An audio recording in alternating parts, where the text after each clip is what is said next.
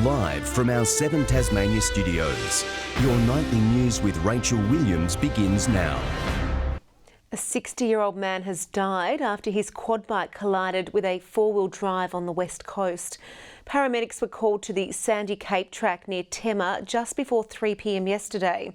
Despite the efforts of those at the scene, the rider passed away.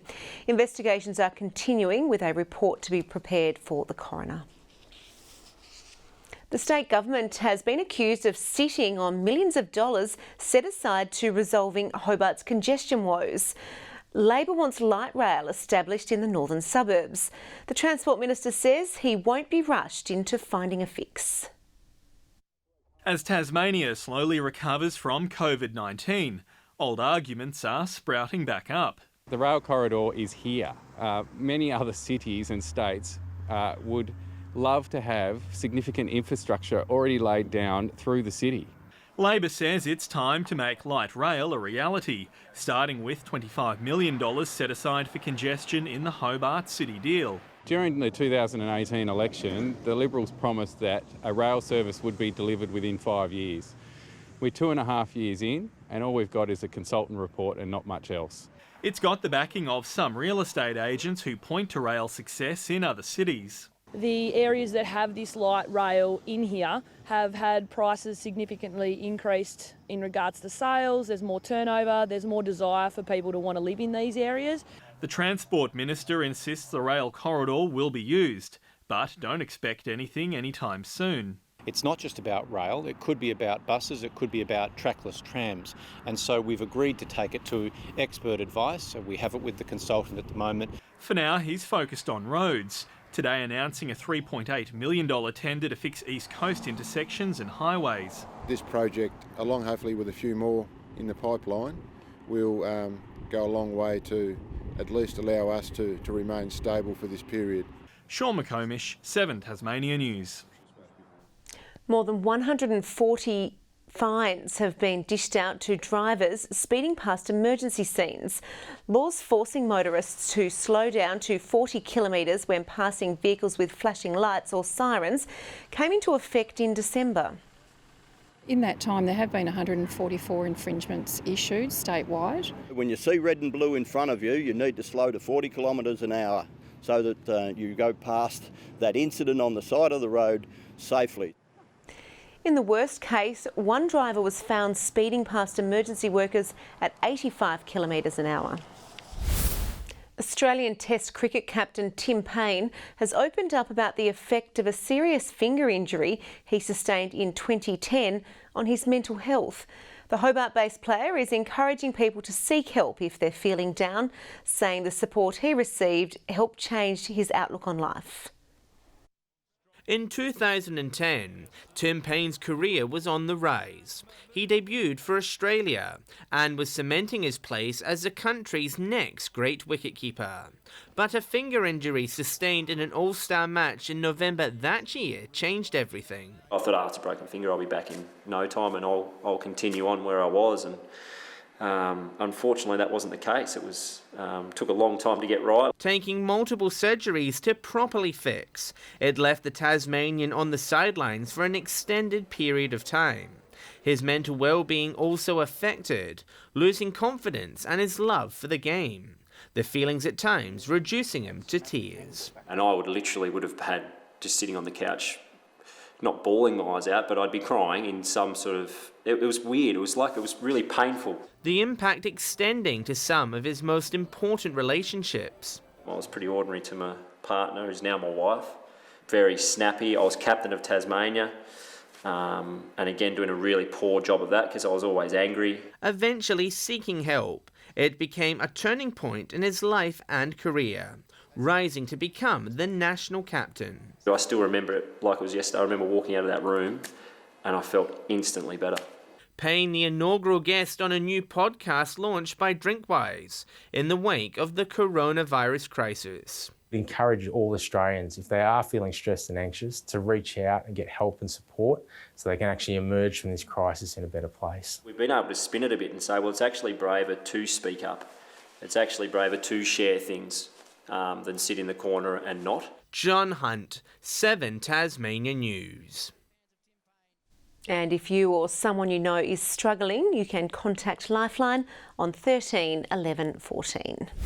Tasmania's popular pagan celebration turned virtual last night with the 7th annual but adapted Huon Valley Midwinter Fest a roaring success. Thousands across the globe tuned in to enjoy the unique and fiery traditions from the comfort of their homes. Lighting the base of an iconic effigy, this two-storey statue ravaged by flames. As around 11,000 people across the world watched the burning of Big Willie, live streamed from Tasmania's south. We turned the apple shed into the TV studio, so yeah, fantastic amount of technology, certainly well planned by the crew, and everyone watching really had a great time. A highlight of the Huon Valley Midwinter Fest, usually attracting swarms of chilli festival goers. But the annual 3-day event moved online for just one night this year due to COVID-19 uncertainty. We thought, you know what, why don't we adapt, why don't we pivot? And everyone's in lockdown, everyone still needs a bit of entertainment. So why don't we kind of bring the festival to people in their own homes, in their lounge rooms? The broadcast still featuring the festival staples, such as lively folk music,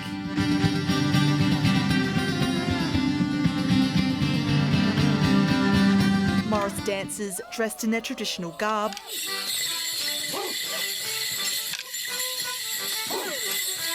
and pagan rituals to bless the apple trees. Old cider!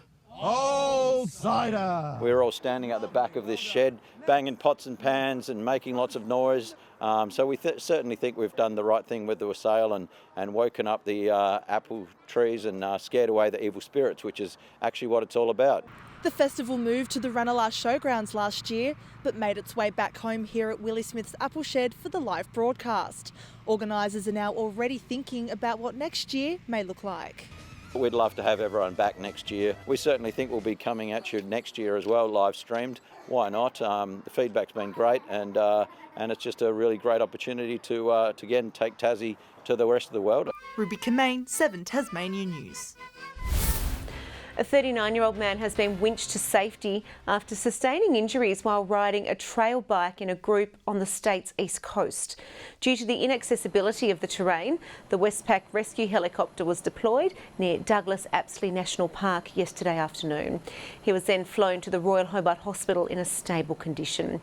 Police reminding those venturing outdoors to know how to find their location with a phone or device. Tasmanian recreational fishers have 1 week left to share their ideas into improving the local industry. The For a Better Fishing Future survey will help develop the state's first 10-year strategy, aiming to build healthy fish populations and guide the future of fishing. The state government is encouraging fishers of all ages, regions and backgrounds to complete the survey. Around 2,500 people have so far responded.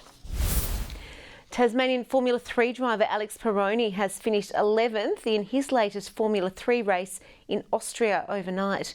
Peroni and the other drivers battled monsoon-like conditions at the Red Bull Ring. Starting from 7th on the grid, Peroni fell down the order, finding himself in some trouble on lap 3. That's a late lunge on Peroni. Very, very close on the exit. Oh, it's a little bit Albon and Hamilton there. Barging past Liam Lawson, getting past Peroni. Lawson up to 9th. Peroni was 10th when the race was abandoned on lap 13 due to the weather. A countback eventually saw him finish outside the top 10. In local soccer, Olympia Warriors are through to the Lacasseljak Cup quarterfinals after thrashing Southern Championship side Beachside 10-1. It took the NPL side just 13 minutes to open the scoring through Ben Hamlet. Beachside then levelled the score from the penalty spot, giving them some hope of an upset. Andrews poorly slots at home, sending Randall the wrong way to make it 1-1. Olympia, however, found an extra gear, scoring another 9 goals, including this screamer. Hamlet turning sharply on the right, and he fires, and a keeper gets 2 doors to it, but he can't keep it out. Both sides will now focus on their respective league competitions, which begin next weekend. To hockey now, and OHA's up and down start to the Men's Premier Hockey League season has continued. After being defeated 4-0 last week, they bounced back in style, recording a comfortable 6-0 win over the Diamondbacks. The club has started the season with 2 wins and a loss. Good evening everyone. Launceston and Devonport reaching the state's maximum today with 15 degrees, 14 in Burnie and Hobart reaching 11. Across the state, King Island also reaching 15 degrees, Flinders Island 14, 13 in Smithton, St Helens, Friendly Beaches and Strahan, Ouse 11 and just 6 degrees in Liawini. Low-level cloud can be seen over most of the state today, with a little less in the north and the west. Across Australia, scattered low to mid-level cloud can be seen over Victoria and New South Wales, while South Australia, coastal Queensland and Tasmania are covered with extensive low-level cloud. Tomorrow's chart shows a low deepening off the New South Wales coast, and joining the low is a cold front and a series of troughs. A high sits over Tasmania and South Australia and ridges over most of the country.